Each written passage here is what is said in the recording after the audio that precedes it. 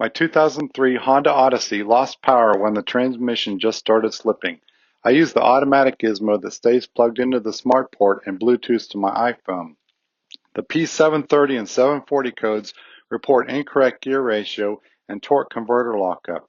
Those errors are all that some shops need to sell you a new transmission for thousands of dollars. Instead, buy 4 quarts of the proper transmission fluid, rig a funnel tube, and use your 3/4 inch ratchet. Don't skimp and make sure to use the proper fluid. The drain plug is a 3/4 inch square that the ratchet fits without a socket. There's a magnet on the plug that captures normal wear metal. The material removed from this magnet should be inspected carefully.